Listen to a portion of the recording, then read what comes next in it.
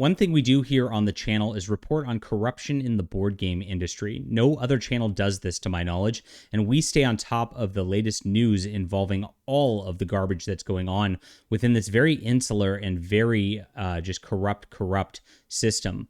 The board gaming industry really is as converged with wokeness and everything else as any other entertainment industry.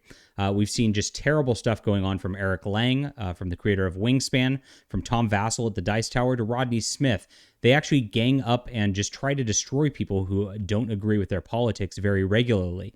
But there's a different kind of corruption that also goes on, and that's what we're going to talk about today with this craziness that's breaking from Quackalope, who is a board game reviewer who's very, very popular. And gosh, this is an insane rabbit hole that we're about to go down. But this happens more often than not. This is not the only time you're going to see something of this level happening in the board game industry. We'll get into the news in just a moment.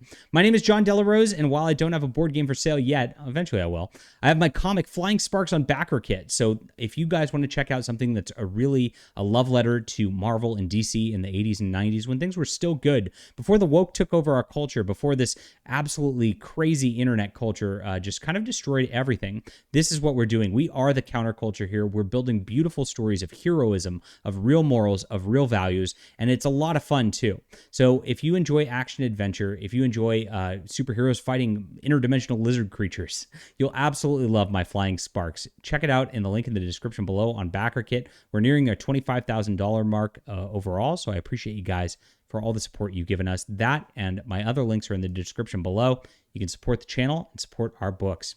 All right, here's the story of the day. It is Quackalope, YouTube board gamer, has a $7,500 video request to the YouTube content creators. He basically said, hey, if you don't give me money like this, I'm going to give you a bad review. But guess what? I'll give you a nice review if you give me some hush money, some $7,500.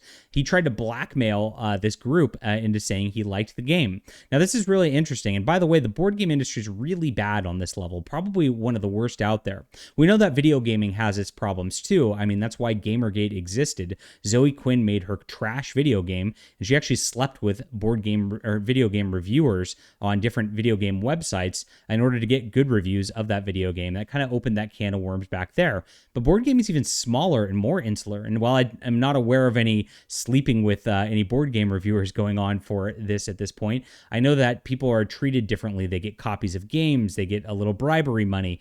People actually pay these board game reviewers to actually make videos specifically to advertise their Kickstarters.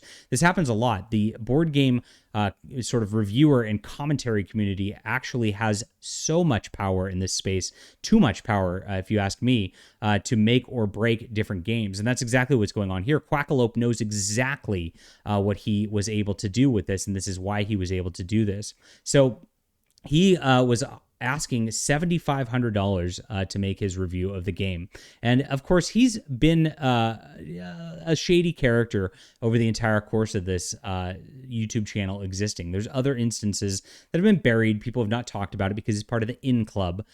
You'll see as I pull up the channel here, he's got a statement that he's putting out, and you see a little hat, which I'm sure has nothing to do with anything. But here it is, 44,600 subscribers. This is a big time board game channel. This is one of the bigger ones. Of course, the Dice Tower is still the biggest. But when somebody like this is asking for this kind of thing, we got 10, here it is. We showcased this on the channel earlier this month. Thrilled to have it in hands. We got 10K views, 700 likes on the unboxing video.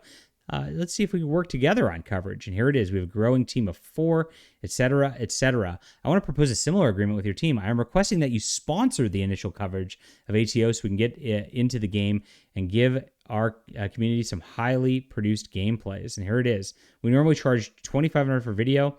My proposal is 5 videos at $1,500 each, totaling $7,500 for a full run of media. Absolutely crazy.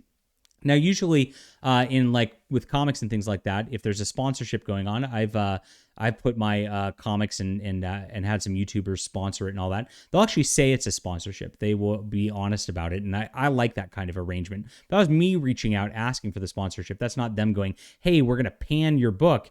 Or otherwise, I've never had that happen to me so far. We'll see what happens as I get bigger here.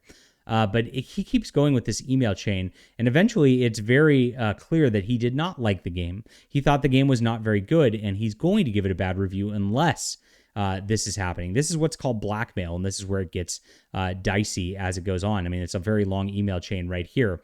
It is something that's just like pretty bad. I mean, I don't know that this is criminal or anything like that, but it is something that, again, is just corruption emanating from the board game industry. I'm not surprised to see it. A lot of the major influencers you see in this space are taking kickbacks. They are promoting this stuff unsponsored. They are doing things based on political favors within the industry. There's a very few people you can trust out there. I really like the few that you can trust. Alternatively, I like Ant Lab Games, who is now Board Game Nexus. I like, let's see, I like Board Games in a Minute. And I like, there's one other I can't remember off the top of my head. And gosh, I'll try to put it in the description below if I can remember later on.